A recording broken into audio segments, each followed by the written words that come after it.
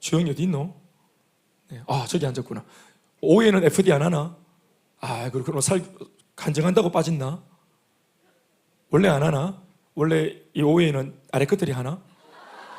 그래, 알았다. 네가 지금 나이가 몇 살인데 위가 있고 아래가 있겠노? 아무튼 참 너무 은혜롭게 잘 들었다. 그리고 내가 할아버지 딱 전도하는 그 대목에 참 눈물이 막 나고 가슴이 막 마음을 울었다. 사나이 가슴을 울었다네. 옛날 내 모습하고 너무 닮았다. 나도 그랬다. 할아버지 임종 직전 이렇게 막 누워 계시는 중에, 병환 중에 내가 찾아가서 나도 복음을 전하고 그랬는데, 그 예수 영접하고 딱 나오는데 천하를 얻는 것 같이 얼마나 행복한지 몰라. 진짜 행복하고 감사하더라. 그래서 우리 할아버지가 우리 집에서는 우리 할아버지 김자, 태자, 희자 쓰시는데 김탁이다. 우리 아버지는 김재동, 동생은 김현주. 우리는 다 연예인 이름이다. 하여튼 우리 할아버지 1호로 김태희 성도, 교회를 한 번도 나가본 적 없다 우리 할아버지. 그런데 예수님 영접하고 구원받은 백성이 되었대. 그래서 기독교 예배로 드릴 때 그 관위에다가 김태희 성도라고 딱 써붙이는 걸 보는데 눈물이 얼마나 나는지 몰랐다 진짜. 할아버지가 천국 가셨는데, 신기한 게 그 다음부터 천국이 억수로 가까워지는 거라. 천국이 멀리 있는 천국이 아니고 억수로 가까워져서 천국이. 왜? 우리 할아버지가 가신 천국이니까.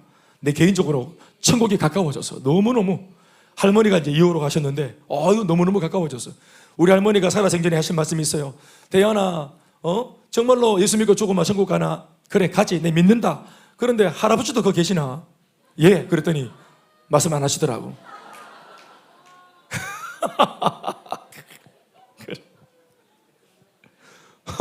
그분이 거기 계셔도 천국이다. 이 땅은 다 떠나는 땅이지만 그 나라는 다 만나는 나라죠. 저는 할아버지 할머니가 너무 보고 싶어요.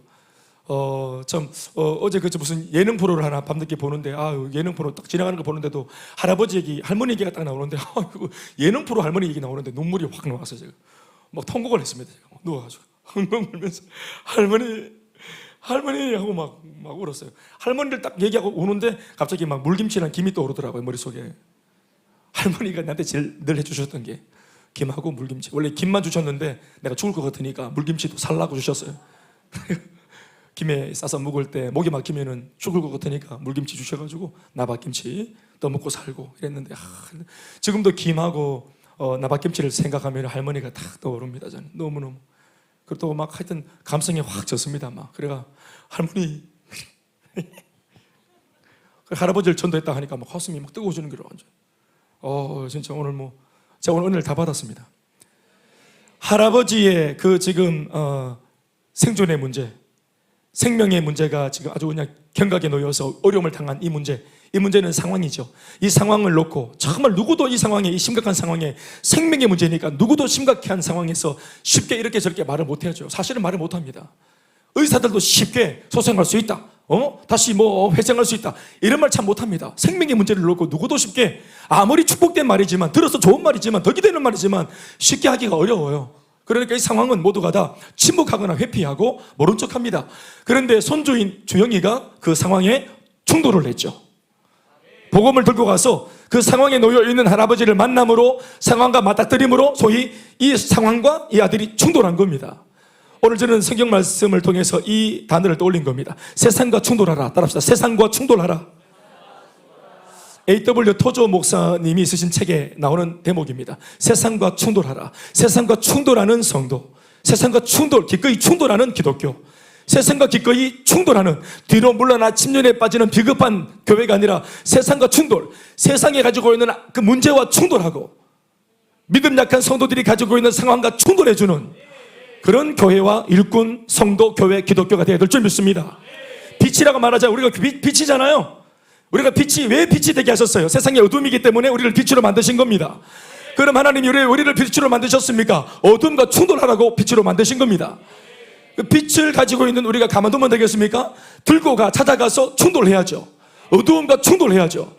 10중 8구 빛과 어둠이 충돌하면 뭐가 떠나갈 줄로 믿습니까?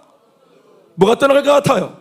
어둠이 떠나가죠. 예수와 마귀가 충돌하면 뭐가 떠날 것 같아요? 다윗과 골리앗이 충돌했더니 뭐가 떠나갔어요? 모세와 홍해바다가 충돌했더니 뭐가 열렸어요? 예, 지금 다 대답하고 계시죠? 아멘, 아멘. 남편과 아내가 충돌하니까 뭐가 떠나갑니까? 성령이 떠나가십니다. 남편과 아내는 충돌하는 게 아닙니다. 서로 하나 되고 오마질 때 그때 성령이 임재하시는 겁니다. 아멘, 아멘. 등 돌리고 짜부라들면은 바로 마귀 잔치하는 날이네. 그런 줄 아시죠? 따라합시다. 세상과 충돌하라. 문제와 충돌을 따라 좀 하이소. 이 오해에 뭐 잘 안 듣긴데, 근데 기가 좀 이상하나? 세상과 충돌하라. 문제와 충돌하라. 어려운 상황과 충돌하라. 외면하지 말고, 모른 척하지 말고, 뛰어들고, 잡아내고, 만나고, 해결해라. 아멘, 아멘. 난 호철이 집에 초대받아 갔을 때 너무너무 행복했어요. 엄마가 너무너무 감사하고, 우리가 이렇게 왔으니까 엄마도 내일 오이소 안 그랬는데 어머니가 유경자매님이 알아서 그 다음날 아들한테 말도 안 하셨지? 교회 와서 알았지? 아들 기타 치다가 일찍 왔는데 왜? 기타 등등. 할렐루야. 진짜 엄마가 오셨어요. 그게 얼마나 감사한 일입니까? 오라고 땡기도 오기 어려운데 교회가 먼저 찾아가서 문제와 충돌하니까, 상황과 충돌이 들이니까 여기에 마음속에 감동이 일어났다고 저는 믿습니다. 우리가 세상과 충돌할 때 그 세상은 감동합니다, 여러분. 우리가 충돌하면 세상이 뭐 짜부라지고 힘들어지고 어려워질 것 같죠? 싸움이 날 것 같죠? 절대로 그렇지 않습니다. 우리가 세상과 충돌해 줄 때 세상이 소망이 생깁니다. 예수님이 이 땅 소망 없는 땅에 오셔서 예수님이 이 죄악 가운데 있는 세상에 충돌해 주심으로 복음의 빛이 시작된 겁니다. 생명의 역사가 태동한 것입니다. 14년 전 이 교회가 이 땅에 태동하고 이 대구 땅에 복음으로 충돌함으로써, 그렇게 충돌을 하면서 교회가 태동함으로 이만큼 많은 사람들이 회복되어진 겁니다. 열매가 세워진 것입니다. 그러니 여러분, 오늘 이 시간 여러분들의 문제가 뭔지 모르겠지만, 기도 제목이 뭔지 모르겠지만 회피하지 말고, 아닌 척 모르는 척 안 그런 척 하지 말고 정면적으로 도전할 수 있길 바라고 전공법을 써서 부닥치길 바랍니다. 오늘 우리 기독교와 교회, 그리고 그 교회를 구성하는 교인들의 문제는 세상으로부터 충분히 미움을 받고 있지 못하다는 점입니다. 기독교가 그렇고 교회가 그렇고 교인들이 그렇습니다. 우리는 다 한 가지로 성경이 가르쳐 주신 예언에서 멀어져 있습니다. 코로나 이후에 한국 교회의 실태를 들여다보면 훨씬 더 그렇습니다.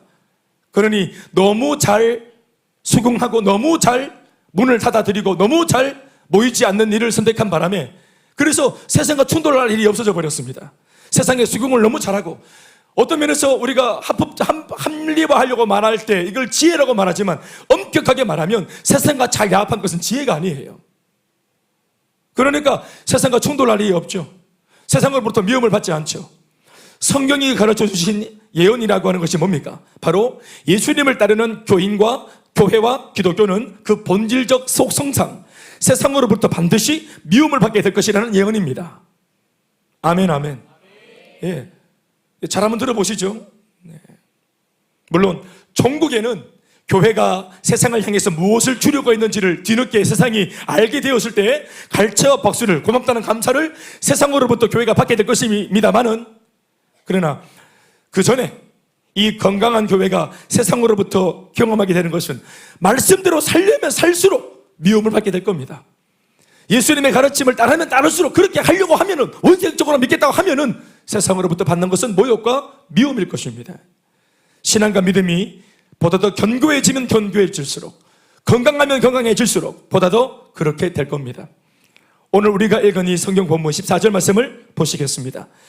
내가 아버지의 말씀을 그들에게 주었사오매. 그들은 12제자입니다. 오늘 이 본문 말씀은 예수님이 제자들을 놓고 하신 중보의 기도입니다. 17장 전장이. 그런데 저는 개인적으로 예수님의 그냥 추상적인 중보기도, 제자를 향한 중보기도가 아니라 애틋하니까, 이제 곧 예수님 떠날 걸 생각해서 당신의 부재를 생각해서 남아있을 제자를 생각하므로 지금 이렇게 중보기도를 하는 것이 아니라, 저는 개인적으로 파송하는 기도라고 생각을 했습니다. 예수님께서 이들을 두고 세상으로, 하늘로 올라간다는 것은 남겨두는 것이 아니고 오히려 적극적인 의미에서는 이들을 세상에 파견하는 것입니다. 제자들을 세상 속에 파송해 보내는 것입니다. 당신을 떠나 세상에 그들만 덩그러니 있지만 그들을 통해 세상이 변화받기를 원하시는 것입니다. 어떤 면에서 예수님은 떠나시는 것이 그들에게 유익합니다. 지금 타이밍 놓치신 거죠? 제자들이 진짜 제자 노릇을 잘하기 위해, 세상 속에서 자기 역할을 잘하기 위해서 스승 되신 예수님이 떠나주시는 것이, 당신이 부재되는 것이 그들에게 유익합니다. 응석바지가 끝나는 겁니다. 이제 달라 하고 이렇게 보채는 수혜적인 신앙, 소비하는 신앙은 끝나는 것입니다. 적극적으로 나서는 신앙, 주시옵소서가 아니라 나누고 손에 쥐어주고 채워주는 신앙으로 달라질 수 있겠죠. 그러니 이것은 단순히 중보기도가 아니라 파송의 기도의 한 대목입니다. 내가 아버지의 말씀을 그들에게 주었사오매 세상이 그들을 미워하였사오니 이는 왜냐하면 내가 세상에 속하지 아니함 같이 그들도 세상에 속하지 아니함으로 인함이다 했습니다. 여기 중요한 대목은 미움이에요. 세상으로부터 받는 미움. 내 제자들도 아버지요 세상으로부터 미움을 받게 될 겁니다 하는 그런 기도입니다. 이 기도를 보면 제자들을 향한 구구절절한 스승의 간절한 바람이 잘 나타나 있음을 발견할 수 있죠. 스승의 바람이 무엇인가 하면 당신의 12 제자들이 예수님을 철저하게 닮고 따르기를 원한다는 겁니다. 아멘, 아멘. 이들이 나를 철저히 스승된 나를 닮고 따르기를 원한다고 지금 이런 포부와 기대감을 가지고 예수님은 기도하고 있습니다. 심지어 오늘 읽은 14절의 말씀 보면 세상으로부터 욕을 얻어먹는 것, 세상으로부터 미움을 받는 것까지도 예수님을 닮기를 원하고 계십니다. 제자들이 바로 이런 연유로 인해서 사실 이 기도를 드리고 계시는 예수님의 마음도 어떤 면에서는 참으로 많이 아팠을 것이라 생각이 됩니다. 왜냐하면 내가 그렇게 세상에서 세상한테 욕먹고 늘 핀잔받은 것처럼 나를 따르는 내 제자들도 그렇게 될 것이기 때문에 예수님이 알고 있기 때문에 그렇습니다. 우리 셀리더가 먼저 되어진 선배들은 이제 다음 주일 분가를 하면서 셀리더가 되어지는 신임 셀리더들이 앞으로 어떤 길을 걷게 될지 다 알고 계시죠? 박수와 갈채입니까? 미움과 무시입니까? 말하지 마세요. 그래서 뭔 모르는 사람은 일꾼에 젖었을 때 축하합니다 하지만 뭘 아는 사람들은 눈물이 나는 겁니다. 이렇게. 성을 보는 게 아니고 오해하지 마이소. 비록 좀 어렵고 힘들지만 정말 이제 진짜 신앙의 세계로 들어왔구나 이러면서 말이죠. 예수님께서 기도하실 때 마음이 그런 마음입니다. 그런데 세상으로부터 미움을 받는 이유가 무엇이냐는 겁니다. 왜 제자들이 미움을 받는 것을 주님이 안다는 거예요? 왜 미움받습니까? 까닭이 뭐라고 말씀하십니까? 바로 세상에 속하지 않았다는 이유 때문입니다. 제자들이 세상에 belong to Jesus, 예수님께 속했기 때문입니다. 아멘이십니까? 세상에 속하지 않았어. 소속이 달라져 버렸어요. 내 제자들, 주님 말씀이 하나님 아버지 얘네들 미움받습니다. 왠지 아시죠 주님? 그들의 소속이 달라졌기 때문 아닙니까? 그래서 이들은 세상에서 미움을 받게 되는 걸 주님 감안해 주십시오. 이게 예수님의 기도입니다. 오늘 이 본문에 나오죠. 14절 띄워주세요. 뒷부분에 이는 내가 세상에 속하지 아니함 같이, 예수님이 그런 것과 같이 12제자 그들도 세상에 속하지 아니함으로 인함이니이다. 그래서 미움을 받는다는 걸 주님이 아시는 거예요. 예수 잘 믿는 바람에 미움받아요. 신앙이 좋아진 바람에 미움받아요. 심지어 사명에 붙들린 바람에 구설수에 올라요. 세상이 만들어 놓은 틀 속에 고분고분 가만히 갇혀있지 않고 자신의 생존만을 위해 이기적으로 살아가는 그런 세상의 순리대로 따르지 않는 문제아들이 되었기 때문에 그 세상으로부터 제자들은 미움을 받는다고 주님 말씀하세요. 그들이 세상에 속하지 않은 연유는 또 무엇 때문입니까? 그럼 제자들이 세상에 속하지 않게 된 이유가 뭐예요? 바로 예수님의 말씀 때문입니다. 또 14절 읽어보시죠. 앞쪽에 내가 아버지의 말씀을 그들에게 주었사오매, 예수님이 제자들한테 말씀을 주는 바람에 그 말씀 때문에 얘네들이 구별되어서 또 구별되었기 때문에 욕을 먹는다 하는 겁니다. 더 이상 세상에 속하지 않고 이 말씀을 따라 살려고 몸부림을 치는 과정 속에서 세상에서 구별되어져 버린 겁니다. 신앙적으로 볼 때는 참 좋은 거죠. 세상 편에서 이제 발을 옮겨서 진짜 주님 곁으로 완전 옮겨버렸으니까 방향을. 아멘 아멘. 살아가는 폼도 태도와 자세도 말과 행동도 결단도 뭘 결정할 때도 가치 중심이 이제는 말씀 중심, 신앙 중심이 되어버렸기 때문에. 아멘 아멘. 그러니까 옛날 친구들, 더 오히려 옛날 과거를 아는 친구들한테 특별히 욕을 먹습니다. 네가 언제부터 그랬다고? 한잔하자 친구야. 옛날에는 네가 술자리 만들었잖아 친구야. 네가 나를 이렇게 만들었잖아 친구야. 네가 나를 클럽으로 땡겼잖아, 친구야. 네가 나를 이렇게 베리잖아. 네가 나를 불교대학에 입학시켰잖아, 친구야. 네가 용한 점쟁이 소개시켜줬잖아, 친구야. 내 지금 네 때문에 지금도 내 저 반스에 붙어놓고 다닌다, 친구야. 그런데 네가 갑자기 예수 믿고 헷가닥해가 여가 그 산이 아니다 하면 이진아는 왜 안 오? 그래서 욕을 먹는 겁니다. 네가 언제부터 그랬다고. 학교 때 젓가락만 들고 다니는 사람들 있죠? 도시락 안 가지고 다니고. 예? 왜 그렇습니까? 왜 젓가락만 들고 다닙니까? 반 전체가 내 반찬인데요. 이렇게 찍어서 먹으면 돼. 다 내 거예요.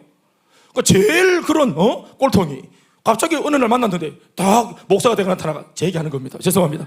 그래가 뭐 갑자기 지금 나는 회만 먹지 다른 건 안 마셔. 회 먹고 콜라 먹고 이렇게 한다고. 횟집에 이 친구야 마시러 회를 먹지 회만 먹으러 오는 거 봤나 하면서 막 세상은 그렇게 말합니다. 손지수사님 맞습니까? 회만 먹으러 안 간다 하대 남자들 횟집에. 나는 횟집에 회 먹으러 갔는데 내 언제 한번 반창에 갔더니 그 카드 6학년 친구 신천초등학교 6학년 14반 우리 친구들이 그렇게 말합니다. 14절 초반절을 다시 한번 읽어보십시오. 내가 시작 내가 아버지의 말씀을 그들에게 주었사오매 세상이 그들을 미워하였사오니. 말을 바꾸면 어떻게 됩니까? 예수 믿는 우리가 주님으로부터 말씀을 받고 말씀대로 살려고 몸부림을 치는 바람에 우리는 세상으로부터 미움을 받게 되는 것입니다. 그러니 미움의 대상이 되었다는 것은 우리의 신앙이 좋은 거예요 나쁜 거예요? 대답하세요. 좋은 거죠. 여러분 세상도 알아봅니다. 진짜 예수 믿는 사람인지 아닌지 누가 착한 애인지 나쁜 애인지 알아봅니다. 눈일이 디비보면서 대반 알아요.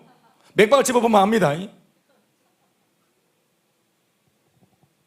예수 믿는데 내 불평하고 원망하고 예수 믿는데 학교 때 보면 막 컨닝해 샀고 이러면 옆에 있는 불신자가 걱정합니다.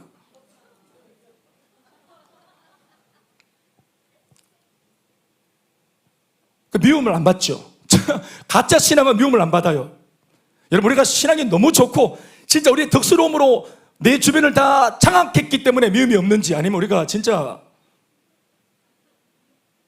아닌 걸 그들이 알기 때문에 놔두는지 이거 한번 고려해 보셔야 됩니다. 나는 충분히 미움을 받고 있는 사람인가? 이런 건 말이죠.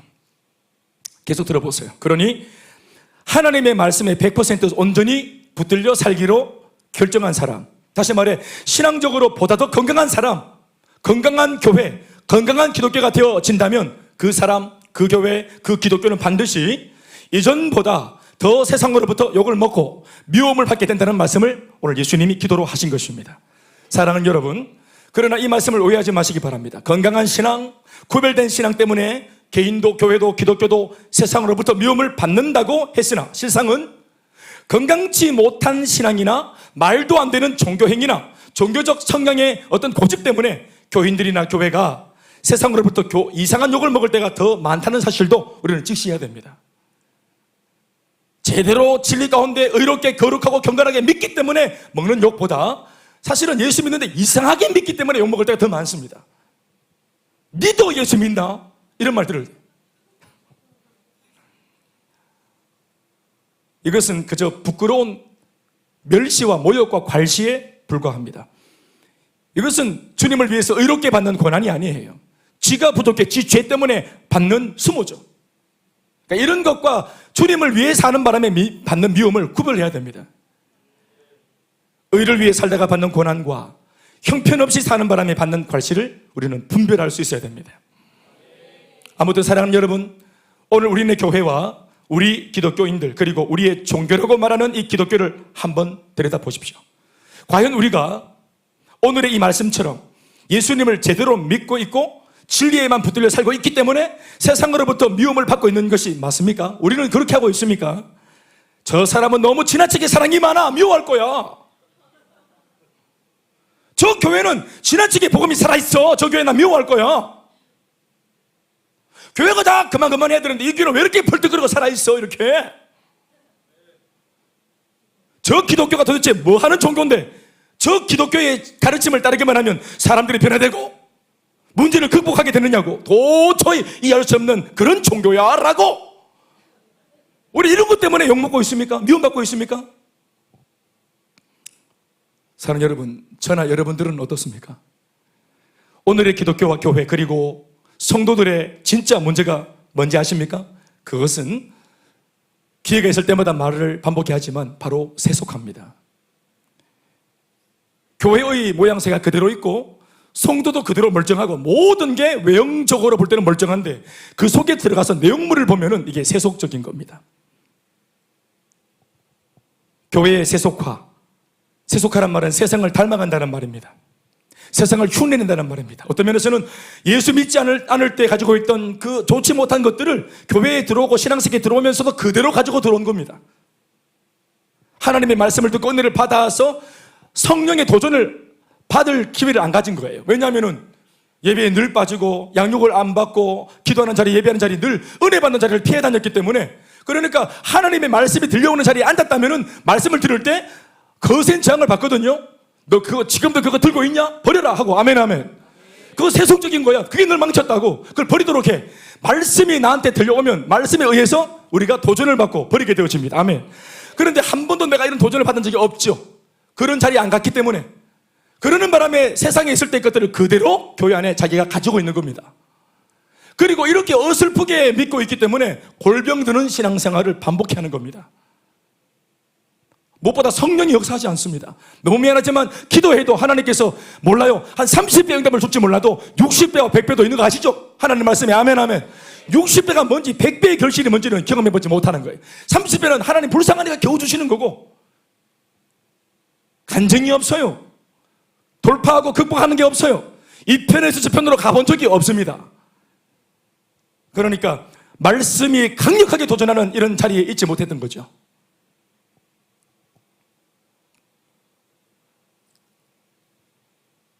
이것이 오늘 교회 속에 있는 진리의 빛, 복음의 빛을 꺼트리고 있는 주범입니다. 세속화되어 세상과 한편이 되었는데 어찌 그 세상에게 미움의 대상이 될 수 있겠어요? 이미 친구요 동료가 되었으니 더 이상 욕먹지 않고 갈등도 없습니다. 이런 신앙은 마귀가 공격해야 될 대상으로 여기지 않는 겁니다. 이게 굉장히 속상해야 됩니다. 마귀가 나를 친구로 본다는 게 속상해야 돼요. 여기 청년들 알겠습니까? 무슨 말인지 알겠습니까? 네. 여기 다 마귀의 적이죠? 옆에 사람 인사합시다. 당신은 마귀의 적입니까? 여기는 다 마귀의 적이어야 됩니다. 마귀가 막 어떻게 한번 해보려고 하는 그런 블랙리스트에 올라간 사람들이 되어야 됩니다. 우리 최근에 예수 믿는 분들 여기 계시는데 마귀 지금 난리 났다. 여러분들 뺏기는 바람에 지금 난리가 나서 또 누가 뺏어갔는지 뺏어간 사람 이름도 안 돼. 마귀는 전도한 사람들. 마귀 생각 복잡합니다. 아주. 그러나 교회가 버티고 있습니다. 견고한 성이 버티고 있습니다. 기도하는 공동체가 둘러싸고 있습니다. 엄밀하게 말하자면 교회는 세상에 적응이 안 되어야 합니다. 예수께서 왜 죽으셨습니까? 세상에 적응하지 않으셨기 때문입니다. 다시 말해서 세속화를 거절하셨기 때문입니다. 야합과 타협을 거절했어요. 헤롯 앞에서 빌라도 앞에서 손 내미는 회유책을 거절했기 때문입니다. 그러나 그렇게 사셨던 예수님을 구주로 믿고 따른다고 하는 오늘의 교인들과 교회들은 얼마나 재빠르게 세상 안에서 적응을 잘하고 사는지 몰라요. 이게 지혜라고 말합니다. 오히려 세상이 미워하기는커녕 적응을 잘 해낸 교회를 칭찬하고 등을 쳐주는 실정이 돼버렸습니다. 여러분들은 잘 모르지만 20세기의 지성이라고 불리는 분이 계셨습니다. 프란시스 셰퍼라는 분입니다. 저도 잘 모르는 분입니다. 그분이 이런 말을 했습니다. 복음주의의 가장 큰 재난은 정작 세상 속에서 진리를 진리로 나타내는 일에 실패했다는 것이다. 이러한 상황을 표현하는 합당한 단어가 딱 하나 있는데 그것은 현실 적응이다. 이랬습니다. 현실 적응을 이 교회가 잘한 겁니다. 너무 현실 적응을 잘한 거예요. 부닥치지 않고 충돌하지 않고 잘못되어진 세계에 들어왔는데도 하나님을 반하는 반기독교적인 반성경적인 삶과 부닥쳤는데도 이게 스파크가 일어나지 않는 겁니다. 너무 잘 포개어지고 하나가 되고 융화가 된 거죠. 이건 잘한 것이 아닙니다. 현실 적응을 하는 기독교가 되면 안 되는 거예요. 여기서 말하고 있는 이 현실 적응이 바로 세속화입니다. 몇 해 전 저는 KBS에서 방영하는 세계는 지금이라는 그 다큐 프로그램에서 교회와 관련되어진 부끄러운 기사가 한 20분 정도 방영되는 것을 본 적이 있습니다. 나이지리아 아프리카 어느 목사 이야기였습니다. 흑인 목사입니다. 흰옷을 위로 입었습니다. 흰옷이 참 좋은 건데 왜 흰옷은 이런 이단 교주들이 잘 입는지 모르겠습니다. 흰옷은 잘못이 없습니다. 난 그래서 나 이거 뒤집기 위해서 저 흰옷 샀잖아요. 초창기 때. 나 흰옷 일부러 샀어요. 흰옷 입고 목사님이 말씀 잘 전할 수 있다는 걸 보여주려고. 진짜입니다. 근데 지난번 바자회 때 내놨습니다. 그 옷 마이를 누가 가졌는지 잘 모르겠는데 지금 어차피 뭐 돌려줘도 못 입습니다. 이제 신앙은 괜찮았는데 몸이 변화되어서. 아무튼 여기에 막 새카만 분인데 사례로 하얗게 입고 막 이렇게 다니면서 이분 부자입니다. 이걸 이제 보도 프로그램이 이 목사를 보도하는 거예요. 부자다. 굉장한 부자예요. 나이지리아에서 굉장한 부자 되기 어렵습니다. 근데 굉장한 부자입니다. 그리고 인기가 많습니다. 아주 슈퍼스타입니다. 그리고 사역을 하는데 대놓고 사기로 사역합니다. 기도하면은 거품 물고 막 몸부림치면서 성도가 막 쓰러집니다. 그리고 일어나서 울면서 마이크로 자기 나왔다고 간증을 막 합니다. 근데 이거 다 팀을 짜고 하는 거예요. 레파토리를 짜고. 그리고 이거를 하루에 10번 집회하는데 10군데를 다니면서 집회하는데 준비실이 있어요. 우리 준비실에서 아까 다른 교회에서 병 때문에 쓰러졌다가 나는 아주 막 앉아있어. 다시 아프기 위해서. 그래서 카메라 앵글 잡아가지고 인터뷰를 했더니 네 아까 쓰러졌다가 나은 사람 맞습니다. 다시 아프려고요. 이렇게 뻔뻔하게 그걸 말을 합니다. 이게. 그리고 목사님 사인을 기다리고 있다고. 머리에 언제쯤 언제가 몇 번 흔들 때 자빠지는 거예요. 다 막 사납고 있다. 이거를 보도팀이 가서 촬영을 하고 보도하는데도 뻔뻔하게 이걸 다 얘기하는 거예요. 그래서 현재 10개의 교회를 목회가 아니라 운영하고 있답니다. 그리고 자기를 닮은 이걸 배우려고 하는 이 슈퍼스타를 배우려고 하는 많은 제자들을 재생산하기 위해서 지금 따르는 추종자들을 훈련시키고 있다는 겁니다. 이것이 미개한 남의 나라의 이야기라고 생각하십니까? 모습이 조금 세련되고 덜 세련되고의 차이뿐이지 오늘 우리네 교회, 한국 교회와 교인들 역시도 이 부끄러운 이야기의 장본인이 아니라고 큰 소리 칠 수 있겠습니까? 오늘의 한국 교회의 풍토와 그곳에 속한 교인들의 모습을 보십시오. 그들은 언제나 한결같이 신앙과 축복을 고집스럽게 연결지어 이해하려고 듭니다. 좋은 신앙이라고 하는 것은 반드시 사회적으로나 세상적으로나 경제적인 부분과 연결되어 더 많은 부와 명예와 권력을 얻는 축복으로 이어져야만 정상적인 신앙이라는 생각을 한다는 겁니다. 여러분, 이런 경제적인 부를 놓고 잘못되었다고 말하고 싶은 것이 아닙니다. 그러나 적어도 오늘 제가 방금 보여준 적극적으로 교회가 세상을 추구하고 이렇게 부와 명예를 추구하는 이런 방향은 잘못되어진 방향이 분명해요. 그들의 말이 뭡니까? 심지어 하나님조차도 반드시 그렇게 주셔야만 한다는 생각을 가지고 있다는 것입니다. 만에 하나 하나님께서 자신이 보인 신앙적인 충성 앞에 아무런 반응도 보이지 않는다면 그렇게 하시는 분은 하나님도 아니라고 그들은 우깁니다. 이런 물질 만능주의적 신앙관을 가진 자들이 이후에 교회 안에서 중직자가 되고 또 그들의 변화가 채 일어나기도 전에 그런 자들이 교회의 결정권자가 되고 교회 사업을 주도하게 되니까 당연히 그 교회는 세속화가 될 수밖에 없는 겁니다.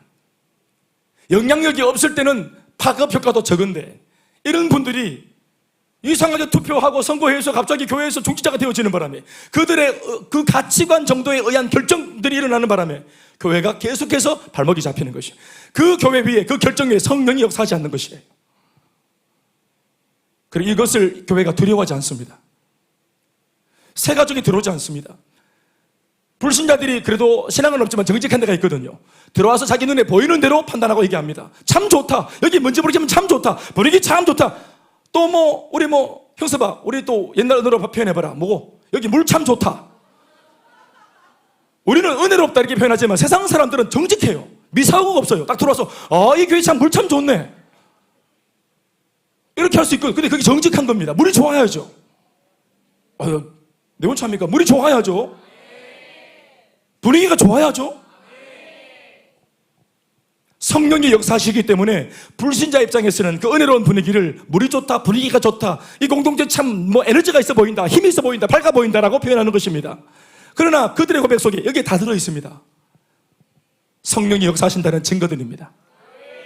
우리가 제대로 된 길을 그래도 부족하지만 정도를 잘 걷고 있다는 증거들입니다. 괜찮아, 쳐다보지 마세요. 미안한 말씀이지만 오늘 이런 풍토와 세속과 경향이 한국 교회 안에 만연함을 직시해야 합니다. 그런 의미에서 오늘 저와 여러분들 모두는 정말로 두려워해야 합니다. 이처럼 세속화된 교회와 교인들, 그리고 이런 교인들을 묵과한 목사들, 저 같은 목사들이 주님 앞에서 어떤 심판을 받게 될지 참으로 두려운 일이 아닐 수 없습니다. 사랑하는 여러분, 우리는 더 나은 삶을 살아 다음 세대에게 더 나은 질의, 더 가치의 신앙을 전수해 줘야 합니다. 다른 말로 말하면 저들처럼 예수 믿고 싶다라고 하는 그런 모습이 우리 오늘 이 기성세대들에게서 보여줘야 됩니다. 청년들이 봤을 때 결혼하고 아이 낳고 직장 다니면서도 주의 일을 할 수 있더라, 예배할 수 있더라, 하나님을 섬길 수 있더라, 복음에 붙들릴 수 있더라 라는 것을 우리는 삶으로 보여줄 수 있는 기회를 잡은 거예요. 장년들은. 아멘 아멘. 그리고 이것을 말하든 말하지 않든 다음 세대는 보고 있습니다. 만약 우리가 안 되고 이게 불가능하고 이 시대, 이 현대 시대는 그렇게 살 수 없어, 예수를 그렇게 믿고 살 수 없어, 만약 우리가 그것을 보여준다면 다음 세대들은 절망할 겁니다. 오늘 이들의 기도가 왜 필요하지요? 신앙의 이런 연마와 이런 양육이 왜 필요합니까? 저렇게 훈련받고 예수 나보다 더 믿은 사람들도 안 되는 걸 내가 되겠나 하고 우리가 무너지면 다음 세대는 더 소망이 없습니다. 그러니까 앞에 있는 나이 드신 선배들은 단지 나이가 든 게 아니고 기회를 잡은 거예요. 먼저 최전방에 있는 기회를 잡은 것입니다. 여러분들이 보여내야 다음 세대가 소망이 있고, 청년들이 보여내야 대학교 아이들이 소망이 있습니다. 직장생활 하면서도 예수 가능하더라, 신앙 가능하다를 직장생활하는 여러분들이 직딩들이 보여줘야 돼. 그래야 대딩들이 배우는 거예요. 대딩들이 보여줘야 고딩이 배우고, 고딩이 보여줘야 중딩이 배우는 거라면, 그래야 주니어가 배우고 태중의 아기가 배우는 겁니다. 아멘 아멘. 우리 모두는 그래서 연결되어 있습니다.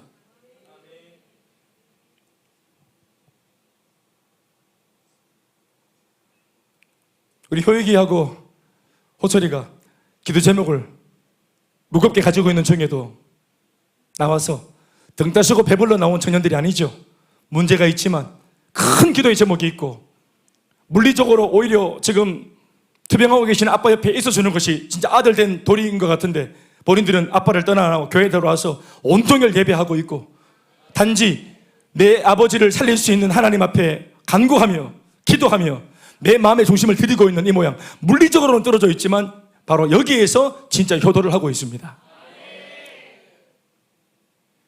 이 아이들 둘이는 지금 등 따시고 배부르지 않는 중에도 신앙의 전선이 이상 없다는 거, 예배 전선이 이상 없을 수 있다는 사실을 지금 훈련받고 있는 것이에요. 그리고 어떤 문제든지 성도가 일꾼이 문제를 만났을 때 그 문제 만난 일꾼이 문제를 안 만났으면 좋겠지만 이왕지사 문제를 만났을 때는 이분이 그 다음 행보를 어떻게 하는지 성도들은 다 보고 있습니다. 문제 안 만났으면 좋겠지만 세리드가 문제를 만났을 때 이때까지 그렇게 큰 소리 치던 세리드가 어떻게 하는지 인턴은 보고 있어요. 인턴 눈을 찌르세요. 인턴은 보고 있어요. 제자 대학 졸업생이 어떻게 하는지 양육반 보고 있어요. 보고 있습니다. 내가 그랬죠. 나는 보는 게 좋다고. 관찰하라 그래. 한번 알아보라 그래. 여러분, 그런 배짱과 자신감이 있어야 되겠죠. 안 볼까봐 겁이 나야지. 털면 틀수록, 알아보면 알아볼수록 진국인 사람. 태훈아, 그런 사람 되길 주의 이름으로 축원한다. 알겠나? 남자친구가 저런 남자친구라 할 때 여자친구 마음이 어떻게 했노? 땡 잡았다 라고 생각할 수 있습니다. 정상적인 남자친구인 줄 알았는데 문제 만나니까 피식 사라져버리고, 문제 하나 터지니까 예배 다 째버리고, 고민거리 하나 터졌다고 신앙 다 째버리고 동화사 가려고 그러고. 여러분, 눈 똑바로 뜨고 자세히 보셔야 됩니다. 아멘 아멘. 그런 면에서 우리 한국교회 전체, 아니 세계교회 전체는 코로나 시국에 우리는 모의고사를 정말 톡톡히 쳤죠. 그간 우리가 열심히 신앙을 연마해온 이 내용이 뭔지, 우리가 얼마나 잘 준비가 된 그런 성도였는지, 21세기를 정말 주도하고 다음 세기를 준비할 수 있는 그런 신앙의 그런 현 시대의 교회들이 맞는지, 성도가 맞는지를 우리는 코로나19를 통해 3년 반 동안 시험을 받은 겁니다. 그리고 어떤 교회가 통과를 하고 어떤 성도가 돌파하는지, 야합 없이 타협 없이 어떻게 더 불같은 믿음으로 저항하며 세상과 충돌하고 기꺼운 마음으로 달려갔는지 우리는 시험을 친 거예요. 그렇죠? 그와 같이 문제가 당면했을 때 먼저는 하나님이 보고 계시고 더불어 마귀도 보고 있습니다. 들려오는 하나님의 응원을 받으면서 해왔던 거 전에 하던 대로 끝까지 잘 해내는, 아멘 아멘, 그런 사람이 되어야 합니다. 종교계의 노벨상이라고 부르는 템플턴 상이라는 게 있어요. 템플턴 상을 수상한 경력이 있는 찰스 콜슨이라는 사람이 아주 의미심장한 이야기를 했습니다. 교회는 언제나 성경과 그 역사적인 신앙 고백 위에 서 있다. 성경과 전통 신앙 고백을 토대로 하는 교회는 세상의 반감을 살 수도 있다. 그러나 십자가의 그리스도는 언제나 세상의 반감을 샀다. 오늘날의 교회는 반감을 사는 대신 거의 무의식 중에 점차 세상적인 것을 수용하기에 이르렀다. 이것은 아주 작은 것, 거의 의식할 수 없는 것에서부터 시작된다. 가령 죄와 회개에 대해 본격적으로 가르쳐 본 일이 없는 목사라든가 성경에 나오는 날카로운 말씀의 칼날을 무디게 만들어버리는 목사로부터 그 타협은 시작된다. 또는 말씀을 변질시켜서 풍성한 삶이 곧 중상류층의 풍족한 생활을 의미하는 것 마냥 적당히 설교하는 목사들, 죄와 사악한 행동을 책망하기 꺼리는 교회 지도자들로부터 그 타협은 시작된다. 이 강단에서부터 은밀한 타협이 일어날 때 혹시나 이 말씀을 전하면 나를 치는 거 아닙니까 목사님 하고 보따리 살 사람이 있을까 싶어서 말씀의 강약을 조절하고 적당히 복음을 전하는 그런 목사가 있을 때, 그런 목사가 강대상에서 선포하는 말씀을 통해서 이 변질은 일어나는 것입니다. 우리 삶이 비록 연약해도 죄와 막 섞여 있어도 뭐가 선이고 악인지 분별이 안 될 때도 이 강단에서 선포되어지는 말씀을 통해 선과 악을 구분할 수 있는 은혜가 그 교회에 있어야 되는 것입니다. 그런 말씀 앞에 서 있는 성도는 복이 되는 것입니다.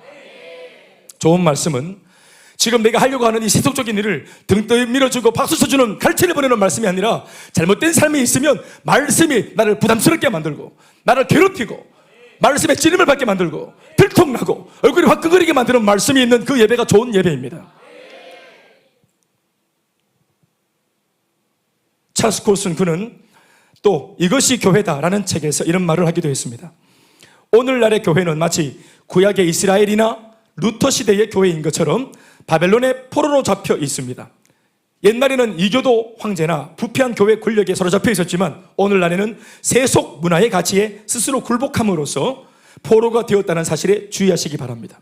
우리는 진정한 믿음을 조롱하고 신성한 것들을 가볍게 여기는 경향이 있습니다. 우리는 자발적으로 포로가 됨으로써 스스로를 죽여가고 있으며 적과 평화 조약을 맺음으로써 자기 살을 깎아먹고 있는지 모릅니다. 뼈 있는 말이죠. 이번 평신도입니다. 평신도가 가지고 있는 통찰력치고는 굉장한 겁니다. 세상으로부터 미움을 받는 것은 무모한 것이며 지혜가 없어서라고 말하면서 결국 오늘의 교회가 선택하고 있는 것은 세상이 원하는 것을 적당히 지어주고는 더 이상 그들로부터 공격을 받지 않는, 소위 좀 비아냥거리게 말하면 지혜로운 교회가 되는 것을 선택한 것입니다. 그러나 원론적으로 말하면 지혜로운 교회가 아니고 이미 타협하고 변질된 교회입니다. 죄를 말하지 않습니다. 이런 교회. 동성연애가 평등한 제도라고 맞장구 칩니다. 이런 교회. 성적 방종과 도덕적 타락을 지적하지 않습니다. 이런 교회. 신앙적인 태만에 대해서 말하지 않습니다. 성도들이 삐질까 봐. 이런 책임에 대하여 교회는 반드시 입을 열어야 하고 기꺼이 미움을 받아야 합니다. 그런 일로 미움을 받는다면 미움을 받아야죠. 그러나 오히려 때로는 왜 교회가 융통성이 없느냐고, 심지어 오히려 동료들로부터, 동료 교회, 동료 목사들로부터 핀잔을 듣기도 하는 것이 오늘의 교회의 모습이기도 합니다. 성도끼리도 마찬가지. 좀 작작해라, 별스럽게 믿지 마라, 누가 그렇게 이 시대에 그렇게 믿노 하는 거, 오히려 성도가 성도에게 말을 합니다. 잘 믿어보려고 하고 잘 가르치고 제대로 목회하려고 할 때마다 자기가 그렇지 못하니까 자기처럼 만들려고 좀 더 몸부림치는 교회를 놓고 옆에 있는 목사가 하는 말들이에요. 별스럽게 목회한다면서. 양육과 훈련? 평신도와 사역한다고 목회를? 웃기지 말라 그래, 이런 소리 합니다. 그러고는 우리가 나중에 몇 년 뒤에 이렇게 기라성같이 세워놓은, 기라성 맞습니까? 일꾼들 딱 서 있으면 나중에 저한테 기속말로 하나만 보내달라 합니다. 저한테 저 집사 마음에 드는데 한 보내달라. 우리 전도사 한 번만 보내달라고 이렇게 말합니다. 그 전도사 한 일주일만 같이 지내보면 알 건데.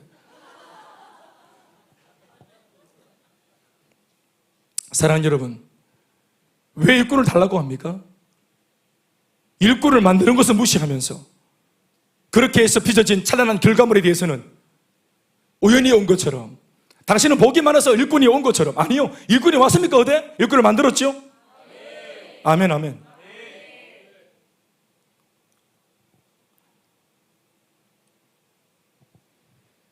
사랑하는 여러분, 말씀을 들으십시오.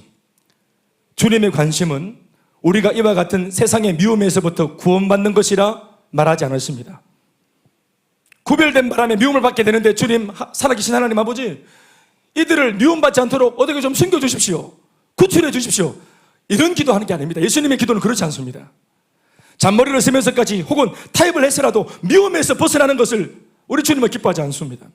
성경은 오히려 교회가 당면하게 될 고난이야말로 교회가 기꺼이 감당해야 될 대가 처벌이며, 예수님이 먼저 걸어가신 길 역시도 그런 길이라고 가르치십니다. 그러니 그 고난받는, 미움받는 길이 맞다는 것을 성경은 말합니다. 복음서를 읽어보십시오. 모든 말씀 구절이 이렇게 걸어간 예수님의 길이 맞다고 우리를 응원하지 않습니까? 교회가 고난을 피해 자신의 생존 자체를 위해서 기도하는 것은 옳지 않습니다. 오히려 주님은 다른 것을 위해서 기도하라고 합니다. 차라리 다른 것을 위해서 기도하라고 말씀하십니다. 오늘 계속되는 주님의 기도 내용의 말씀을 들어보십시오. 15절 말씀입니다. 시작. 내가 비옵는 것은 그들을, 미움받는 그들, 제자들, 그들을 세상에서 미움 안 받도록 데려가시기를 위하는 것이 아니고 다만 악에 빠지지 않게 보존하시기를 위함이니이다. 아멘. 오늘 예수님의 관심이 어디에 있는지를 들으셔야 합니다. 신앙 때문에 세상으로부터 미움의 대상이 된 제자들 혹은 교회와 성도들을 위한 주님의 계속되는 기도의 내용이 뭐라고 말씀하십니까? 말씀 올려놓으세요. 내가 비옵는 것은, 다시 말해 그럴지라도 예수님께서 계속 기도하는 유일한 기도 제목 한 가지는 그들이 누굽니까? 세상의 미움을 받는 제자들입니다. 그런 성도들입니다. 이들을 세상에서 데려가시기를 위함이 아니오라고 하시죠. 미움받기 때문에 이전보다 빡세고 힘겨운 이 고달픈 세상으로부터 마치 도망가고 달아나듯 천국으로 구원받는 것이 아닙니다. 아멘이십니까? 이 땅을 탈출하듯 구원받고 천국 가는 게 아니에요. 주님은 그 고난받고 미움받는 교회와 성도가 계속해서 세상 속에 남아 오히려 사명을 끝까지 다 하는 것이 옳다고 말씀하십니다. 아멘, 아멘. 주님의 배짱을 한번 보세요. 말씀을 가르치는 바람에 이 말씀을 배운 성도들이 구별되는 바람에 미움을 받으면서 세상 속에 있는데도, 직장에 있고 가정에 있는데도 예수님의 배짱 어린 기도는 이들을 보살펴 주세요, 어떻게 좀 데려가 주세요, 이게 아니잖아요. 이게 예수님께서 예수 믿는 성도들을 향한 배짱이십니다. 마귀가 어떤 수작을 부리고 미움을 줘도 그들의 성도 속에 있는 복음의 능력은 이 모든 것을 능가할 수 있다. 이것에 대한 예수님의 배짱입니다.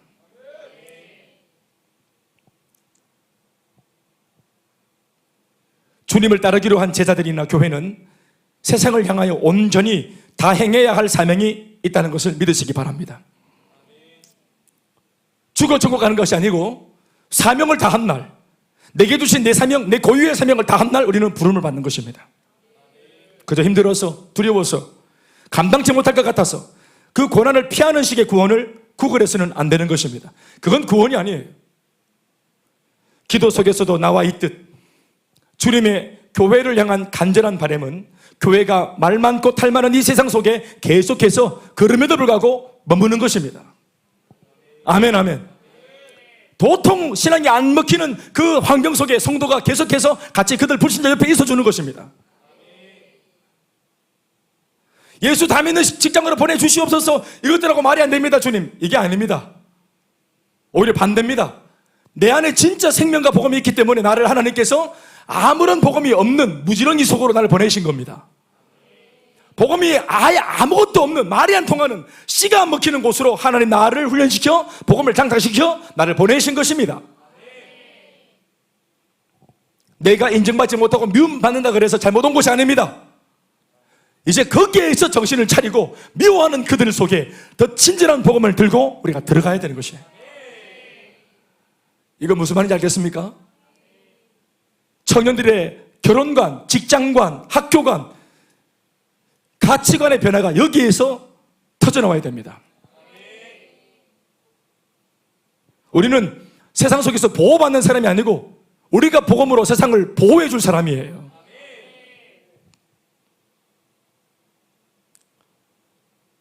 그런데 이런 교회를 향하여 약속해 주신, 피하지 않겠습니다, 모른 척하지 않겠습니다, 계속 그 자리에 박혀 있겠습니다, 곁에 있겠습니다, 책임을 지겠습니다, 이렇게 고집스럽게 말하는 이런 교회를 향하여 약속해 주신 주님의 확실한 보호장치가 뭘까요? 바로 악에 빠지지 않도록 그 교회, 그 성도를 보존해 주신다는 약속입니다. 다만 악에 빠지지 않게 보존하시기를 위함이니이다. 다시 시작. 다만 악에 빠지지 않게 보존하시기를 위함이니이다. 아멘. 교회나 성도가 세상으로부터 계속되는 미움과 공격을 받다 보면 화가 나거나 짜증이 나거나 분노할 때가 있죠. 그러나 그것을 인내하지 못하고 터뜨리는 날에는 악에 빠지는 것입니다. 그러나 우리가 시험은 당할 것이지만 영원한 악에 빠지지 않도록 우리를 끝까지 지켜주셔서 교회가 마침내 승리하게 해주실 것을 믿어야 할 것입니다. 이 악이란 말 앞에 정관사가 붙으면, 헬라어에 정관사가 붙으면 악마입니다. 마귀. 그리고 부정관사가 붙으면 불행입니다. 세상 속에 우리가 마귀에게도 노출되어 있고 어떤 면에서는 주님의 일을 감당하는 바람에 불행해질지도 모르는 위험천만한 지경 속에 놓여 있지만, 그러나 끝까지 예수님의 보존하시는 은혜를 통해서 우리는 해받지 않을 것입니다. 결국 반드시 그 작은 자가 천을 이루고 약한 자가 강국을 이루게 될 것입니다. 요한복음 16장 33절 말씀에 이렇게 약속하셨죠. 다 같이 큰 목소리로 읽어보시겠습니다. 시작. 이것을 너에게 이르는 것은 더 크게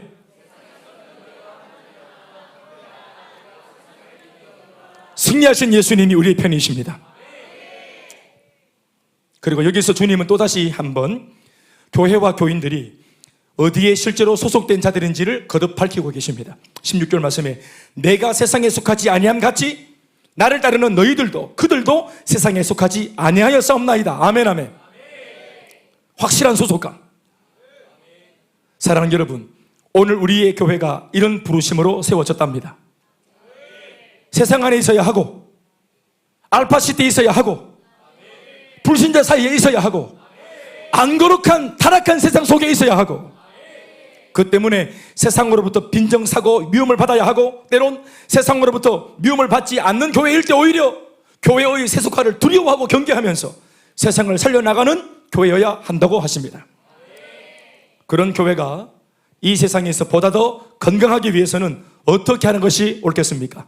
이런 사명을 다하기 위해 보냄받은 교회가 그 생명력이 다하지 않고 지속적인 사역을 감당하는 교회이기 위해서 이 교회에 어떻게 해야 될까요? 그것에 대한 대답으로 17절 말씀이 주어지고 있습니다. 시작. 그들을 진리로 거룩하게 하옵소서. 아버지의 말씀은 진리입니다. 아멘, 아멘. 하나님의 말씀인 복음의 진리, 진리의 복음으로 모두가 다 충만하게 붙들어 주시옵소서.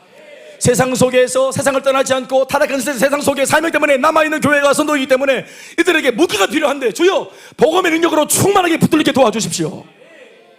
말씀과 진리에 완전히 붙들리게 도와주십시오. 그렇죠. 우리한테 뭐가 있어요? 우리 무슨 배짱으로 불신자를 막 만나댔습니까? 복음 아닙니까? 저도 정신없이 어떤 사람이건 막 만났습니다. 자신있게 만났습니다. 그리고 그들이 어떤 문제를 말하든지 자신있게 말했습니다. 모든 문제는 모습은 다르지만 원인은 한 가지다. 하나님을 떠났기 때문에 생긴 문제다. 말을 바꾸면 어떤 문제라도 하나님께 돌아가면 해결될 수 있다. 복음이 해답입니다. 모든 문제의 해답인 예수 그리스도, 생명의 능력인 복음, 모든 믿는 자에게 구원을 주시는 생명의 복음, 헬라이나 유대인에게나 누구에게나 살리는 복음. 사랑하는 여러분, 우리는 예수를 믿을 때 이미 이 복음을 우리가 가졌습니다. 이렇게나 위대한 복음을 우리가 소유했습니다. 세상을 두려워하지 않아도 되는 이유가 여기 있습니다. 기꺼이 말이 안 통하는 불신자들 속에 기꺼이 있어도 괜찮은 이유가 여기 있습니다. 나는 우리 주영이가 입소하고 그리고 그 어디서 숙소 있노? 훈련소에 이제. 훈련소 남동서남북 전신에 불신자들이 막 버글버글거리는 곳에 네가 들어가길 바란다. 이게 인간인가 싶은 것들이 있는 곳으로 그 중심에 네가 센터로 들어가길 바란다. 말이 안 통하고 한 번도 살아생전 예수를 만나본 적 없는 20대 지금 몇 살이고 지금 초중반까지 초반이가 한 번도 복음을 들어본 적이 없는 아이들 그 속으로 하필이면 네가 졸업 몇 번 했노? 졸업 한 번 한 네가 졸업 한 번 한 네가 챔피언 복음에 미치는 네가 챔피언. 아유 죄송합니다. 할렐루야. 하나님께서 알고 보내실 줄로 믿습니다. 거기에서 만남의 목이 만들어질 줄 믿습니다. 그들에게서는 일생일대의 기회가 주영이 만나는 거다. 말하지 말고 속으로 해야 된다. 이거 문 열고 딱 들어갈 때 쫙 앉아있잖아. 머리 깎은 것들이 쫙 앉아있으면 딱 들어가서 딱 쳐다봐. 이것들은 다 내 때문에 사는 줄 알아라. 다 내 때문에 살 기다 이것들. 3주 동안 아무런 사고도 안 날 기다 너것들. 내 때문에. 다 이렇게 말하면 안 돼. 속으로 하는 거야. 당연하지. 하나님 당신 아들을 붙들고 일하실 테니까. 이게 우리가 가지는 배짱입니다. 그러니 3주 안 두렵습니다. 그렇죠? 그 이상도 두렵지 않습니다.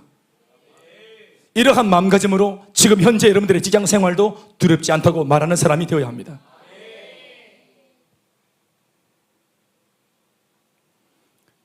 그들을 진리로 거룩하게 하옵소서. 구별되게 하시옵소서. 이 진리의 복음에 꽉 붙들게 주시옵소서. 교회를 계속해서 교회되게 하는 것 바로 아버지의 말씀, 즉 진리의 복음입니다. 교회 안에 복음이 있어야 합니다. 복음은 교회의 심장입니다. 즉 복음의 절대 능력을 상실한 교회는 심장이 없는 육체와 같이 이미 죽은 것과 다름이 없어요. 살아있는 복음, 주님의 피와 살이 묻어있는 십자가의 생생한 복음, 온 세상의 죄를 사하고 모든 죄인들을 얼마든지 살려낼 수 있는 절대로 쓰임받고도 가라지 않고 마름이 없는 담이 없는 생명의 복음이 교회 안에 있어야 할 줄 믿습니다. 이것이 오늘 예수님 기도의 핵심입니다. 교회만 아니라 성도들도 목회자도 여러분들의 셀도 결국 이 진리의 복음이 장착된 교회는 세상으로 보냄을 드디어 받게 되는 것입니다. 그제서야 아멘입니까? 그러니까 이렇게 복음으로 장착된 주님이 후광에 되어서 밀어주는 교회, 이 교회, 이런 교회, 이런 성도가 어둠 속에 세상 속에 들어가면은 막 그냥 박살납니다. 이제 아주 역사가 일어납니다. 사건이 일어납니다. 아주 그냥 아멘 아멘. 요 당돌한 교회가 대구 땅에 터잡고 있는 바람에 사건이 14년 내내 일어났죠. 제주에 있는 유미를 끌어당겼죠. 참 제주도 좋은 교회입니다. 죄송합니다. 자꾸 말장난하고 싶은 유혹이 막 자꾸 일어났어요. 죄송. 이런 것들은 좀 양해해 주세요. 결국 이렇게 진리의 복음이 장착된 교회가 가면 사건이 일어나고 역사가 일어납니다. 그러니까 이런 제자들을 남겨놓고 가는 예수님이 안석을 퍼요. 얼마나 신나겠노. 아멘. 나는 주영이 보내는 게 신난다. 잘하고 오너라.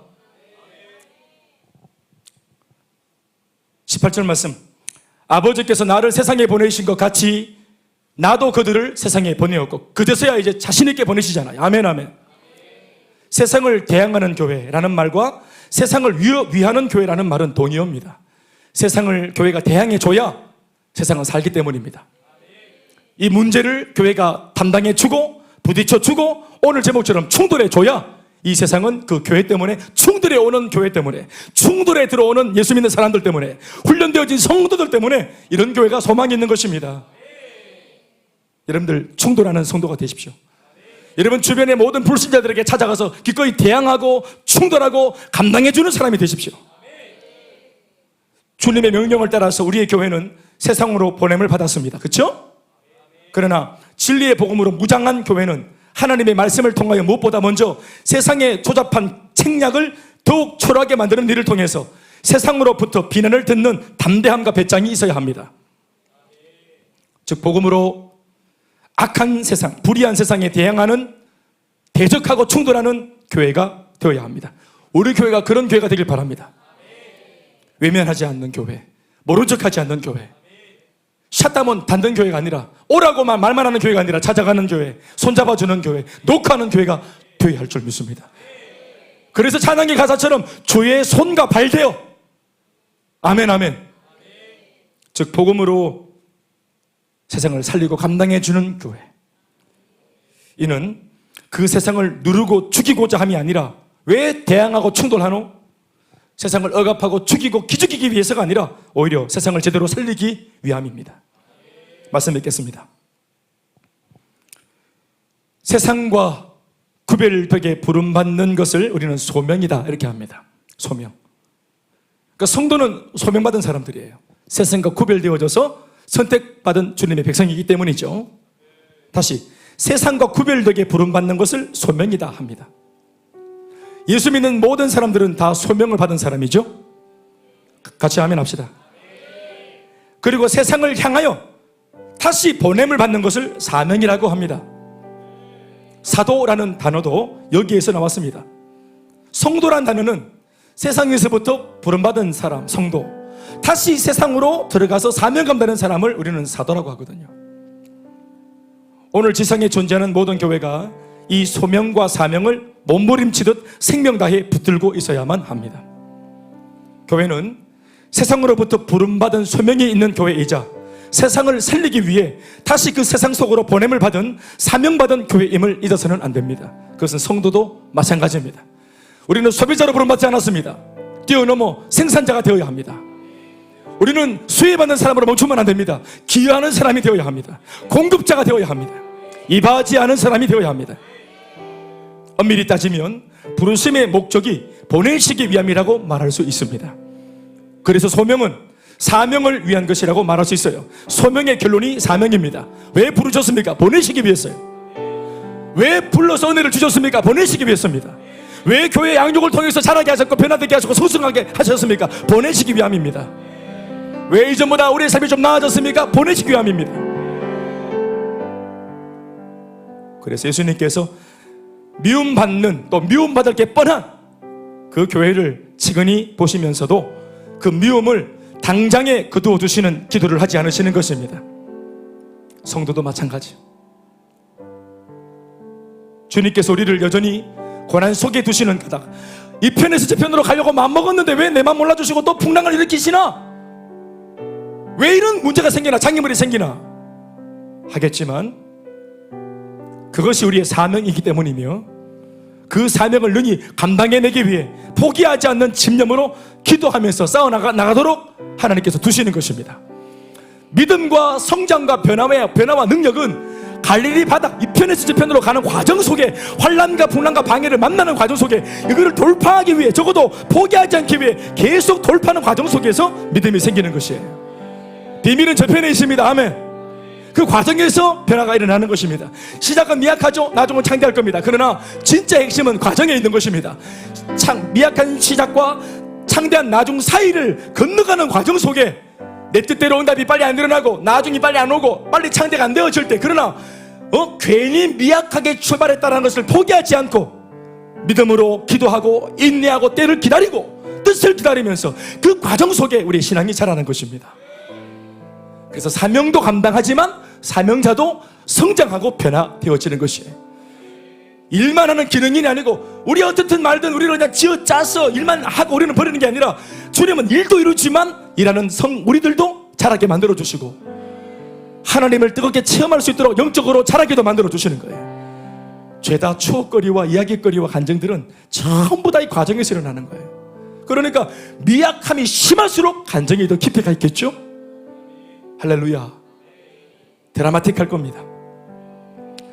난 그래서 오늘 이 오후에 특별히 우리 청소년들, 청년들이, 우리가 참 유혹이 많을 때잖아요. 생각이 많을 때고, 그런 반면 우리는 약하고요. 그러니까 말씀은 이렇게 힘있게 선포해도 그건 목사는 네 신앙이고, 오늘 우리의 신앙은 그렇게 다 이렇게 약하고 아직까지 세순밖에 안 되기 때문에 적응이 잘 안 되어지는 겁니다. 오히려 어른들보다 유혹은 여러분들이 더 많아요. 유혹은 더 강하고 더 많고, 마귀도 알지 어디를 찌르는 게 약점인지, 어디가 틈인지. 공동체가 우리 지금 전 세대가 다 있는데 어디를 찔러야 구멍이 나는지를 마귀가 몰랐다가 발견한 게 뭐냐면은 바로 어린아이들이에요. 물론 뭐 물리적으로 꼭 나이가 어리다고 다 그런 건 아니지만 마귀가 계속 공동체를 노리고 찔러보거든요. 그런데 그래도 좀 보편적으로 잘 찔리고 잘 넘어가는 데가 아이들이에요. 왜냐하면 무지하고 잘 모르기 때문이죠. 약하기 때문이죠. 그래서 이 아이들은 셀 교사가 필요하고 교육자가 필요하고 대신 싸워주고 같이 싸워주는 그런 귀한 일꾼들이 필요한 겁니다. 왜 우리가 주니어 아이들 옆에 교사가 붙습니까?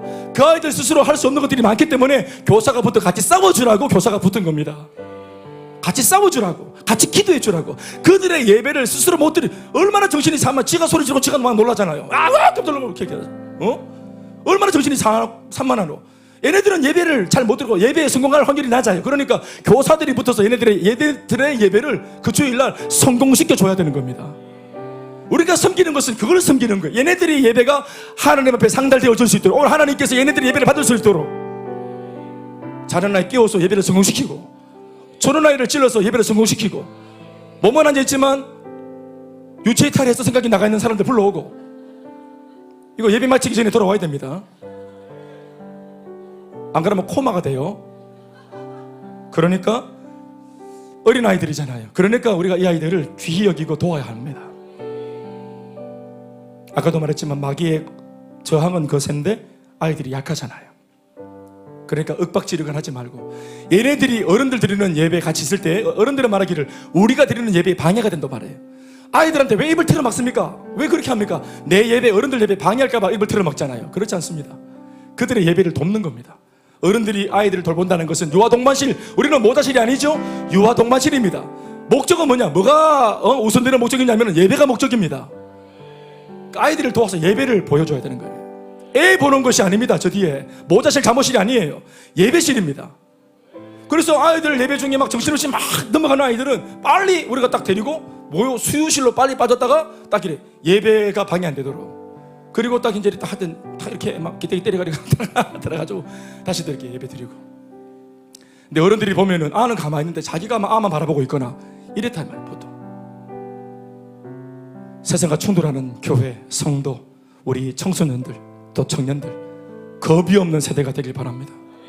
너희들의 특권이다. 준서야, 세윤아, 너희들의 특권이다. 알겠나? 막 부딪혀봐도 돼. 부딪혀보고 사건이 일어나야 데이터가 나온다. 내 신앙이 얼마 정도 되는지, 세상이 말로만 들었는데 얼마나 강한지 부딪혀봐야 결과가 나와야, 실패도 해봐야 실패하는 데서 데이터가 나오는 기라. 모의고사 치지만 데이터가 나오죠. 80점, 45점, 50점 나오죠. 모의고사가 주는 유익은 뭡니까? 내가 뭐가 부족한지를 깨닫게 하는 것입니다. 본고사가 아니에요. 그래서 잘 준비해서 본고사를 잘 감당하면 되는 것입니다. 부딪혀보고 데이터가 나와야 내가 무엇을 더 정진해야 될지가 데이터가 나오는 것입니다. 그러니 실패하지 않는 것은 진짜로 실패입니다. 그러니까 기도하고 도전해보고 살아보고 또 실패도 해보고 작심 3일 산게 어디고 작심하고 3일 산게 어딥니까?